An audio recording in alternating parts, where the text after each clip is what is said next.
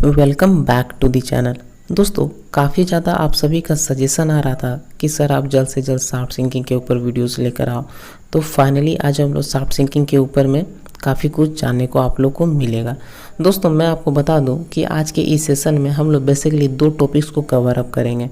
एक आपका shape and size of the shaft और दूसरा आपका factor considered for location of shaft. दोस्तों, इन टॉपिक को समझने से पहले हम लोग समझते हैं कि सॉफ्ट सिंकिंग एक्चुअली में होता क्या है।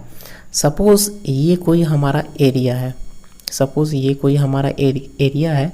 इस एरिया के अंदर में कहीं पे हम लोग को एक मिनरल बेड हम लोग को मिला। ये मिनरल बेड हम लोग को मिला। अब हम लोग इस मिनरल बेड का एक्सट्रैक्शन हम लोग को करना, यही हमारा पहला इंटेंशन होता है। तो इस मिनरल बेड को एक्सट्रैक्शन करना हमारे लिए बेनिफिशियल होगा या नहीं होगा, ये चीज़ हम लोग को सोचना पड़ता है।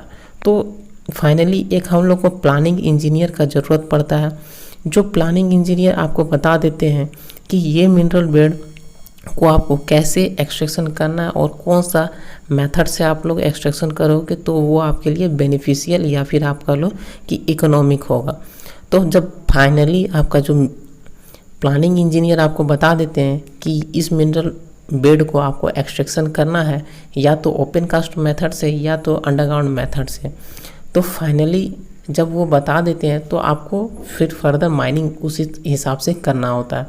अब हम लोग बात करते हैं कि सपोज़ इस मिनरल बेड को अगर हम लोग अंडरग्राउंड मेथड से निकालते हैं तो इस मिनरल बेड तक पहुंचने के लिए हम लोग 3 अप्रोच ले सकते हैं। या तो हम लोग इंक्लाइन रोडवे बना करके इस ओर बॉडी तक पहुंच सकते हैं, या तो हम लोग एडिट चला करके इस ओर बॉडी तक पहुंच सकते हैं, और तीसरा आता है या तो हम लोग एक शाफ्ट तैयार करके इस ओर बॉडी तक पहुंच सकते हैं।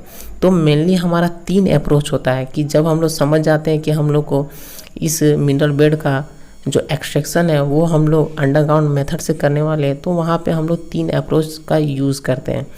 अब यहाँ पे बेसिकली हम लोग समझ रहे हैं कि सॉफ्ट सिंकिंग, तो मैंने आपको बताया कि किसी भी मिनरल बेड तक पहुँचने के लिए हम लोग 3 रास्ता से जा सकते हैं। या तो पहला इंक्लाइन रोडवे तैयार करके इस बॉडी तक पहुँच सकते हैं और बॉडी तक, या तो हम लोग एडिट चला के या फिर शाफ्ट चला के। अब नेक्स्ट आता है कि सॉफ्ट सिंकिंग होता क्या है। यहाँ तक आपने समझा। देखिए, एक होता है शाफ्ट और दूसरा होता है सॉफ्ट सिंकिंग।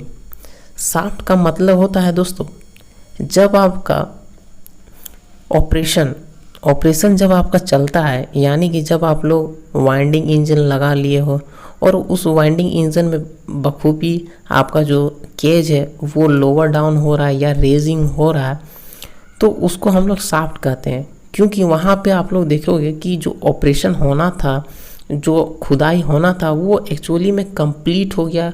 कंप्लीट होने के बाद आपका ऑपरेशन चल रहा है, तो उसको हम लोग फाइनली शाफ्ट के नाम से जानते हैं।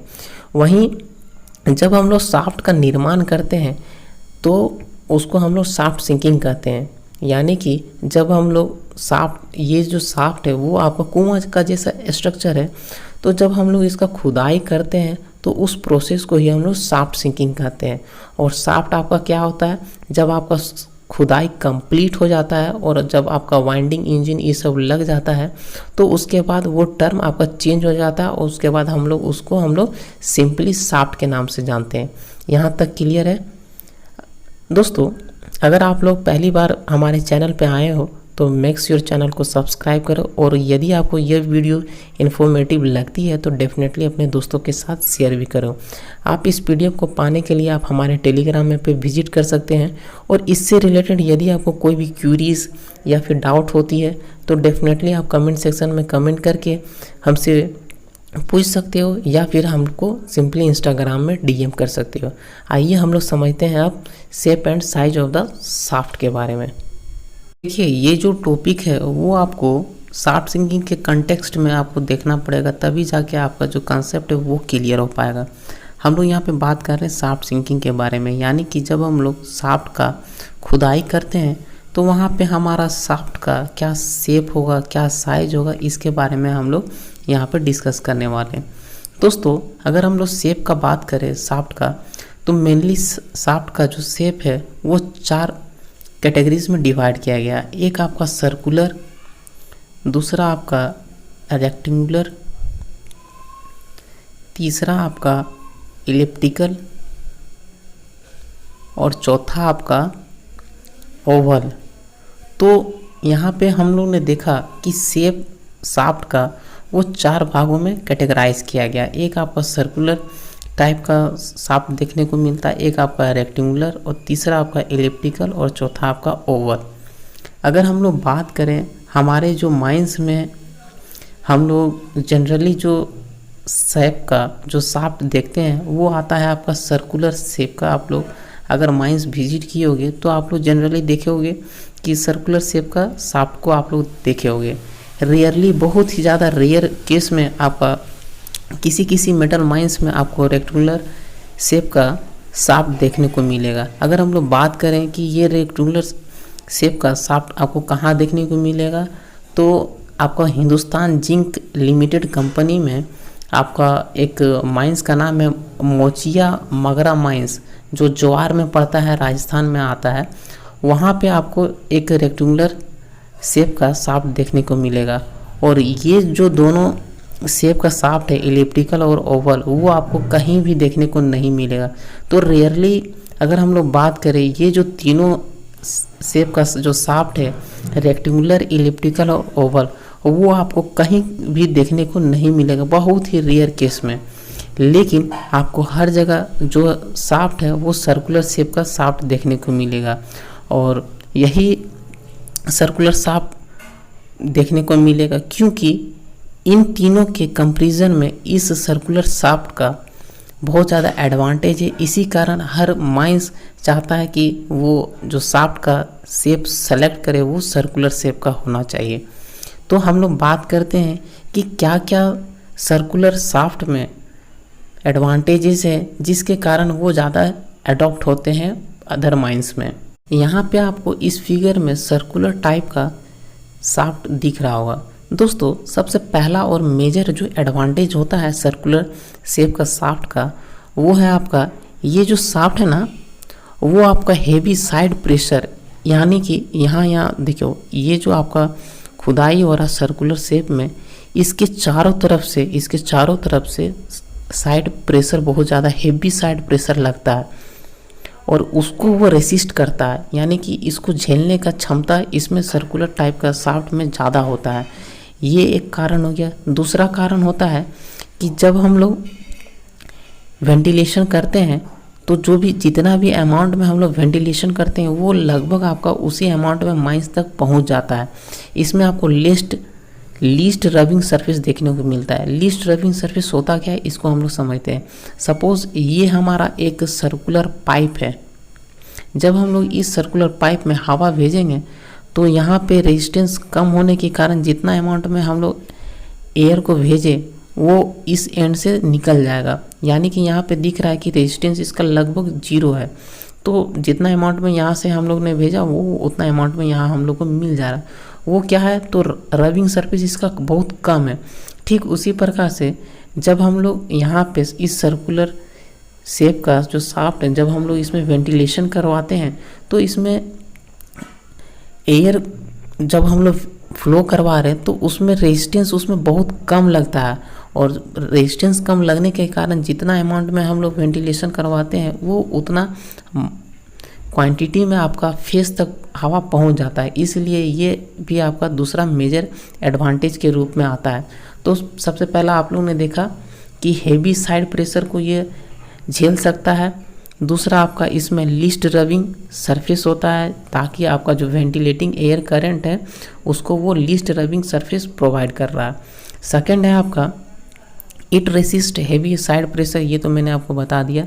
तीसरा है आपका it is easy to sink and lining with brick और कंक्रीट। दोस्तों, हम लोग क्या करते हैं कि जब हम लोग शाफ्ट का खुदाई कर रहे हैं तो जाहिर सी बात है अगर हम लोग इस पर लाइनिंग करने का मतलब है कि सपोर्ट, जब हम लोग इस पर सपोर्ट नहीं करेंगे तो क्या होगा कि ये कोलैप्स कर जाएगा। तो सर्कुलर टाइप का जो भी शाफ्ट होता है उसमें हम लोग लाइनिंग इजीली कर पाते हैं। और लाइनिंग किस के कारण करते हैं, तो लाइनिंग आप लोग बेसिकली हम लोग ब्रिक या फिर कंक्रीट का करते हैं। तो मेरा कहने का मतलब यही है कि इस सर्कुलर टाइप के शाफ्ट में अच्छे तरह का से आपका सिंकिंग हो सकता है और सिंकिंग के साथ साथ आपका लाइनिंग भी इजीली हो पाता है। नेक्स्ट है आपका it is more stable then rectangular shaft. जो भी आपका रेक्टेंगुलर शाफ्ट है उसके कंपैरिजन में ये जो शाफ्ट है सर्कुलर शाफ्ट वो आपका ज़्यादा स्टेबल होता है, इसीलिए हम लोग सर्कुलर टाइप के शाफ्ट को ज़्यादा प्रीफर करते हैं। उम्मीद करते हैं कि आपको समझ में आया होगा कि हम लोग क्यों ही ये जो सर्कुलर टाइप का शाफ्ट है उसको ज़्यादा प्रीफर करें।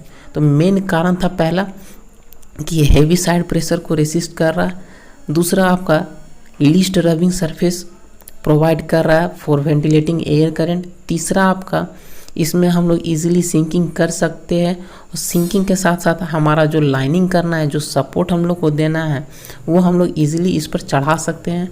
और चौथा और मेन कारण है आपका ये स्टेबल ज़्यादा होता है as comparison to the rectangular shaft. यहाँ तक आपको समझ में आ गया होगा।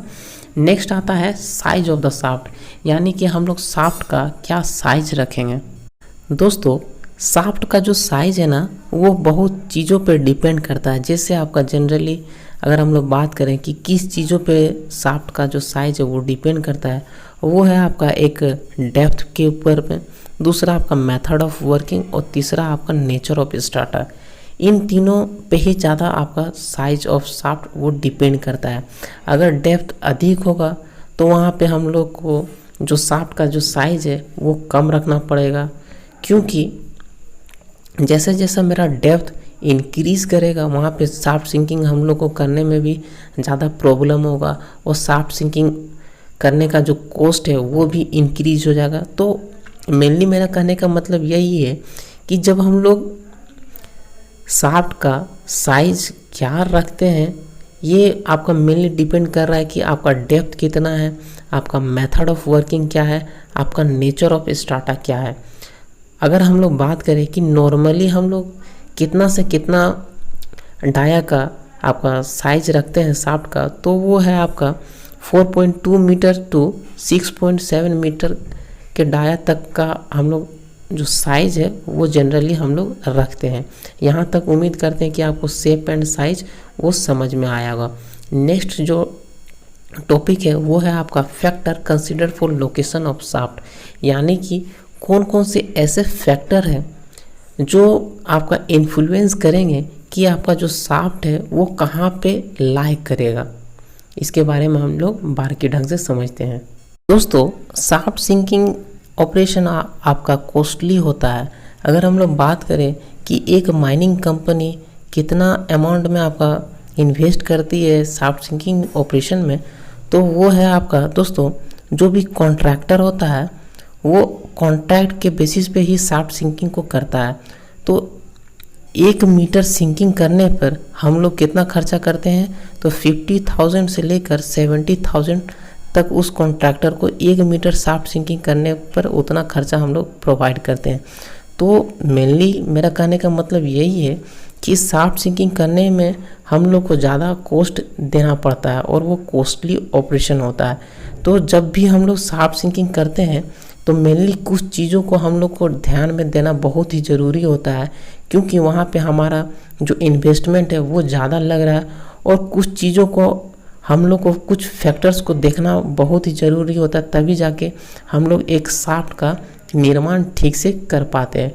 तो उनमें से बहुत सारे फैक्टर्स हैं, उनमें से एक एक करके हम लोग सभी फैक्टर्स को डील करते हैं। सबसे पहला जो फैक्टर आता है वो है आपका जियोलॉजिकल फैक्टर। दोस्तों जहाँ कहीं भी हम लोग को शाफ्ट को सिंकिंग करवाना है, यानी कि जहाँ कहीं भी हम लोग को शाफ्ट का निर्माण करना है, वो जगह आपका जियोलॉजिकल डिस्टर्बेंसेस से फ्री होना चाहिए। अब बात करें जियोलॉजिकल डिस्टर्बेंसेस में क्या आता है, तो वो जगह आपका फोल्ड, डाइक, फॉल्ट, सील, इन सभी चीज़ों से आपका वो जगह फ्री होना चाहिए। यानी कि जिस जगह पे आपका जियोलॉजिकल डिस्टर्बेंसेस देखने को मिलेगा वहाँ पे आपको मेनली शाफ्ट सिंकिंग नहीं करना है। जिस जगह पे आपका जियोलॉजिकल डिस्टर्बेंसेस नहीं होगा उसी जगह पे आपको शाफ्ट सिंकिंग करना है। ये तो आपने समझा। सेकेंड पॉइंट है आपका हाइड्रोलॉजिकल फैक्टर। दोस्तों जहाँ कहीं भी हम लोग को सॉफ्ट सिंकिंग करना है वो जगह आपका फ्री फ्रॉम वाटर बियरिंग स्टार्टा होना चाहिए, तभी जाके हम लोग सॉफ्ट सिंकिंग ऑपरेशन कर पाएंगे। अगर वो जगह आपका वाटर बियरिंग होगा तो क्या होगा कि जैसे जैसे हम लोग गड्ढा करेंगे वैसे वैसे आपका पानी वो उस गड्ढा में भरता जाएगा और फिर हम लोग को बहुत ज़्यादा परेशानी होगी सॉफ्ट सिंकिंग करने में। तो ये भी चीज़ है, ये जो फैक्टर है आपका हाइड्रोलॉजिकल फैक्टर, वो भी बहुत ज़्यादा इम्पोर्टेंट रोल पैदा करता है while selecting location of shaft. Next है आपका हाईएस्ट फ्लड लेवल। दोस्तों जहाँ पे भी हम लोग को शाफ्ट सिंकिंग करवाना है वहाँ पे जो शाफ्ट का जो माउथ होगा वो हाईएस्ट फ्लड लेवल से 1.5 मीटर ऊपर होगा। यानी कि अगर हम लोग बात करें कि आपका जो RL है, जो हाईएस्ट फ्लड लेवल का RL है, उससे आपको 1.5 मीटर ऊपर में आपका माउथ, शाफ्ट का माउथ को आपको रखना है, उससे कम आपको नहीं रखना है। यहाँ तक आपने समझा। नेक्स्ट है आपका स्ट्रेंथ ऑफ द स्टार्टा। दोस्तों जिस भी जगह पे आपको शाफ्ट का निर्माण करना है वहाँ पे वो जगह आपका लोड बियरिंग कैपेसिटी उस जगह का अच्छा होना चाहिए, वो ग्राउंड का लोड बियरिंग कैपेसिटी अच्छा होना चाहिए। अगर लोड बियरिंग कैपेसिटी उस सॉइल का अगर ख़राब है तो क्या होगा कि जब हम लोग वाइंडिंग सिस्टम को लगाएंगे, इंट्रोड्यूस करवाएंगे, तो वो जगह आपका कोलैप्स कर जाएगा। उसका लोड बियरिंग कैपेसिटी अच्छा नहीं है तो वो जगह फेल्यूर हो जाएगा।